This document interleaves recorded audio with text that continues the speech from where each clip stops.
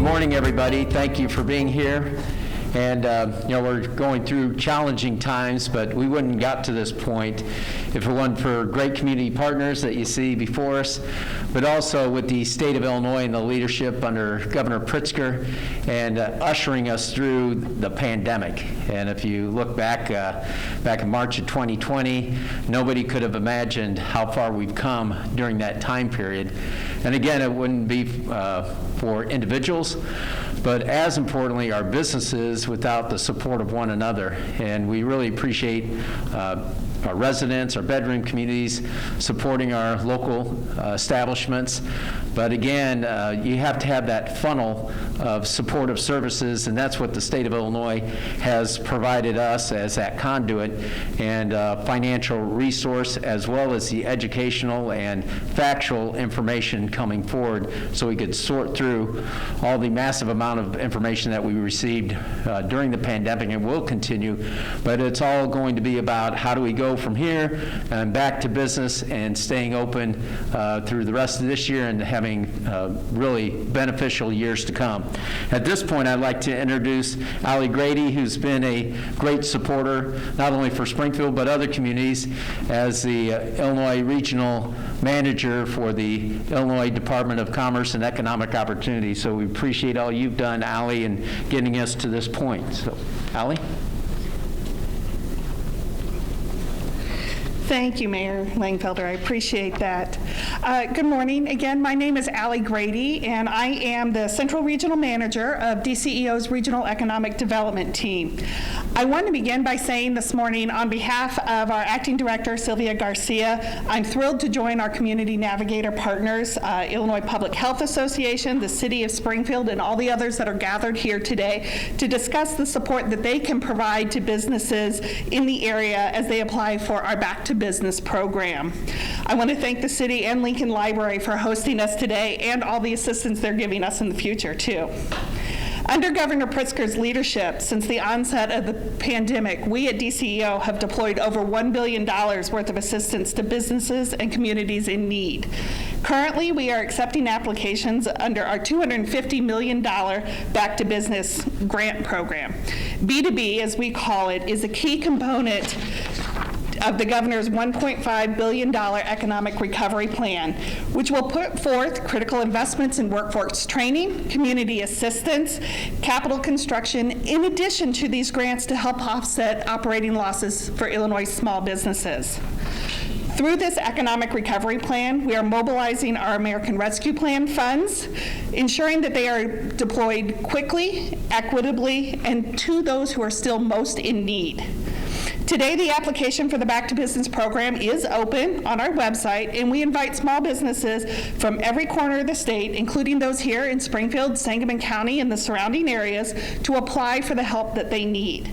We have simplified and streamlined the application process with a new online portal that allows applicants to view their status in real time and receive email updates along the way. Transparency and increased accessibility are the cornerstones of this program, and we've also included the application available in 6 languages to help our communities. That is English, Spanish, Chinese, Arabic, Polish, and Hindi. We've also standardized the requirements for documentation for this program. Applicants only need to provide 5 key items: a business owner's ID, their 2019 and 2020 tax returns, and 2 bank statements. And businesses are eligible to apply for these grants calculated based on their specific losses. And the grants will range from $5,000 to $150,000 or up to $250,000 with hotels. These grant funds can be used to help hire back staff, cover operational costs, and offset the myriad of other losses that have occurred over the course of this pandemic. And because these are grants and not loans, they do not need to be paid back. Importantly, as part of this program, is we are prioritizing businesses who have not yet received any federal or state assistance, including those who applied for but did not receive the business interruption grant program from last year that DCEO had. We will also prioritize funds for communities and industries that have been hardest hit by this pandemic. More information on the eligibility and prioritization can be found on our website at dceo.illinois.gov, and we encourage businesses to work with our community navigator partners located throughout the state, including those that are standing here with me today. Serving as boots on the ground in the communities, these navigators stand ready and able to help with technical assistance and application preparation with these businesses, whether it's needing multilingual support, assistance with the financial documents, having access to the computers to upload the applications, or other technical needs. They are here to help. Small businesses are the backbone of Illinois' economy, and through our Back to Business program, we will help businesses and communities rebuild, put Illinois back on track for a robust economic recovery. So now it is my pleasure to introduce one of our Navigator partners here in Springfield, Tom Hughes, the Executive Director of the Illinois Public Health Association. Thank you very much. Mayor, it's a pleasure to see you again. Thank you very much. Good morning. My name is Tom Hughes. I'm the Executive Director of the Illinois Public Health Association.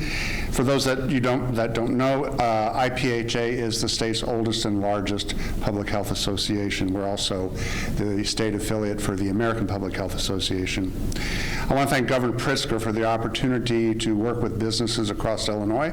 We at IPHA have a long history of collaboration and spoke and hub management, and I think that's what we bring to this effort. IPHA strongly believes that a healthy and robust Illinois economy is a determinant to physical, mental, and economic health of not only the business owner, but their employees and families, suppliers, and customers. Assisting a business in Illinois to take advantage of this program, Back to Business, is an honor for our association. The network that's been built for this purpose is dedicated to helping businesses apply for the much-needed funds to assist in this recovery. This network locally that IPHA is working with includes the Greater Springfield Chamber of Commerce, Downtown Springfield Incorporated, Small Deeds Matter, the City of Springfield, the Springfield Black Chamber of Commerce, Innovate Springfield, and the Illinois Migrant Council. I want to thank them for their partnership, their leadership, and their dedication to their community. Assisting businesses in applying for relief from COVID-19 impacts is a healthy thing to do for all of us, and so I'm very pleased to do this. I know we're in Springfield today, but through DCEO, Shatea Stover from my office, Illinois Public Health Association, Julio Valenzuela, they'll be in Litchfield and in Shelbyville over the weekend, or boots on the ground, to help support this. And I know we're in Springfield, but I didn't want to not mention those other communities that we're working with. I'd also like now to introduce Sarah Ayres from Innovate Springfield and with UIS. Sarah. Get that. Thank you so much, Tom and Mayor and the library and Allie and all. I'm Sarah Ayres, and I direct the Business Incubation Program at Innovate Springfield, and we're proud to serve as community navigators alongside the other spokes and our hub, the Illinois Public Health Association, in assisting small businesses with navigating the pandemic recovery process and the Back to Business Illinois grant application process. The Springfield spokes are available at the Lincoln Library starting today through September 17 to assist small businesses with the Back to Business application process, providing technical assistance and community-centered support.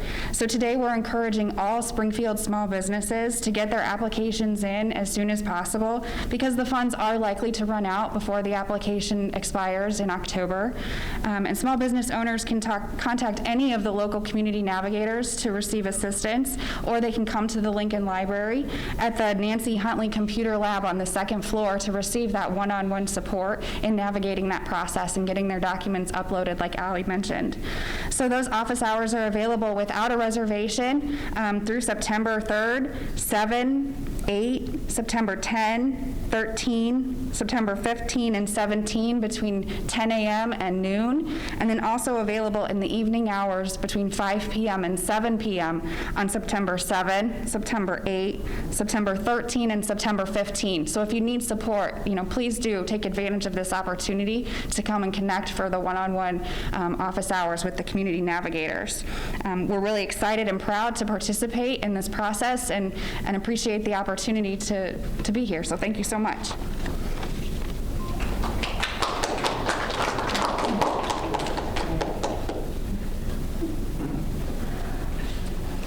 I'd like to put someone on the spot, and that's Chris Hembrow. He's been a great advocate for the Chamber of Commerce, and really it started in 2015. We came in together, and who had known that we went 2 years without a state budget, under a previous administration, I should say. And then we appreciate the direction the governor's taken, especially the leadership role of righting the financial ship of the lack of a state budget. But then you get hit with a pandemic, and it's just unheard of what we had to go through. But Chris is provided strong leadership, especially with the local businesses, and we'd like to take this opportunity to have him come up and just say a few words with the importance of using the Navigator and really interconnecting agencies and organizations to help our small businesses on the forefront so they can take advantage of the state's resources through this pandemic. So Chris, if you'd say a few words, and then we'll open it up for questions. Yeah, thank you, Mayor. And thanks to all the other partners who are here. We certainly at the Chamber are privileged to be able to continue to assist our local businesses in whatever ways that we can, but specifically speaking to the Back to Business grant process, I would like to reiterate a couple of things that Allie mentioned. The resources are prioritized for those who did not receive PPP funding or funding from the Business Interruption Grant. I know of many of our members who applied for some of those different programs and were unable to receive them and are now applying for the current program. So we want to encourage folks to do that, as well as to reiterate Allie's statement that the funds are also prioritizing those businesses in our hardest hit industries. All of the eligibility requirements, as well as the various documentation that will need to be submitted are available on the website. It really is an easy process, and while it's easy, we know that folks need assistance, or at least some folks do. And so all of us who are here today, as well as some others who couldn't be here, are making ourselves available. Anyone who would like to reach out to me can reach out to me directly at the Chamber office, either by phone or via email. Happy to set up office hours to meet with anyone, as well as the times that Sarah just shared that we'll be hosting here at the library. It has been a challenging 18 months, 19 months, wherever we are today in the month count. But I have great confidence. We are in a resilient community with resilient people, and I have no doubt that as time progresses, we'll continue to progress and we'll come out stronger on the other side of this than we were when it began. So, Mayor, thank you for the opportunity to make a few comments. Thanks for your leadership in our community as well as this program.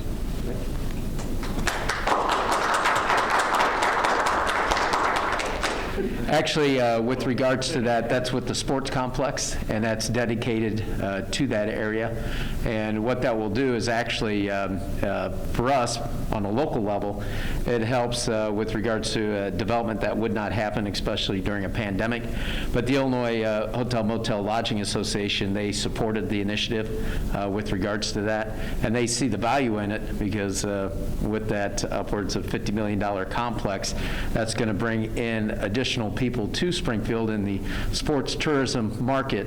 And so what we're doing is a layering effect. We're here, we're the home of Abraham Lincoln. That's the #1 draw to this area worldwide.